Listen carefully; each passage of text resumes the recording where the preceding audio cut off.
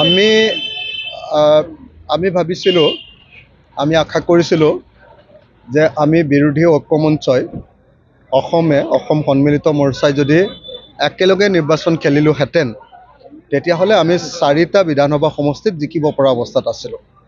তো বিৰোধী ঐক্যমঞ্চই সেই 4টা বিধানসভা সমষ্টিত আমি জিকিব পাৰিলোহেঁতেন, কিন্তু কংগ্ৰেছে তাতকৈ বেছি ভাল কৰিম বুলি ভাবি 5টা সমষ্টিত জিকিব পাৰিম বুলি ভাবি তেওঁলোকে বিৰোধী ঐক্যমঞ্চ ভাঙি দিছিলে। এতিয়া কিন্তু দেখিছোঁ যে কংগ্ৰেছে ফলাফল ভাল কৰিব পৰা নাই। দুৰ্ভাগ্যৰ কথা যে কংগ্ৰেছৰ এই অহংকাৰৰ কাৰণে, কংগ্ৰেছৰ এই ভিত্তিহীন যিটো স্থিতি ল'লে তেওঁলোকে, সেই স্থিতিটো লোৱাৰ কাৰণে আজি অসমত বিজেপিয়ে অগ্ৰগতি লাভ কৰিছে। মই বাৰম্বাৰ কৈ আহিছোঁ যে ভাৰতবৰ্ষৰ য'তেই বিজেপিৰ বিৰুদ্ধে বিৰোধী পক্ষই ঐক্যবদ্ধভাৱে জিকিছে, ইলেকশ্যন খেলিছে, তাতেই বিৰোধী জিকিছে, আৰু য'তেই কংগ্ৰেছে অকলে বিজেপিৰ বিৰুদ্ধে ইলেকশ্যন খেলিছে তাতেই সদায় বিজেপি জিকিছে। আজি অসমৰ ক্ষেত্ৰতো সেই একে ৰিজাল্ট আহিছে। এইটো বৰ দুৰ্ভাগ্যজনক ঘটনা যে বেয়া খবৰ চাৰিওফালৰ পৰা আহি আছে।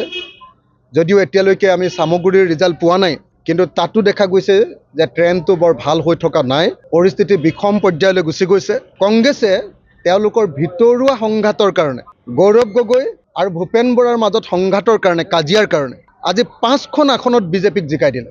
আজি গৌৰৱ গগৈৰ অহংকাৰৰ কাৰণে 5খন আসনতে আজি বিজেপি অসমত জিকি গ'ল। গতিকে ইয়াৰ পৰা আমি শিক্ষা এটাই ল'ব লাগিব যে 2026 চনত আমি আকৌ একলগ হ'ব লাগিব।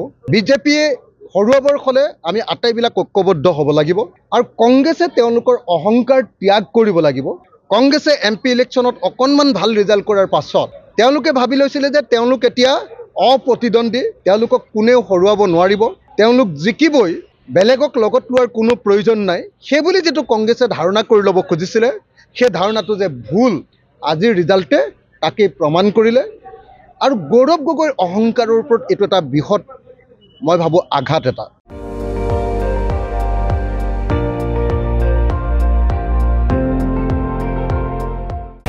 আপুনি চাই আছে ND24, সৰ্বশ্ৰেষ্ঠ নহয়, সৰ্বোত্তমৰ দৌৰ।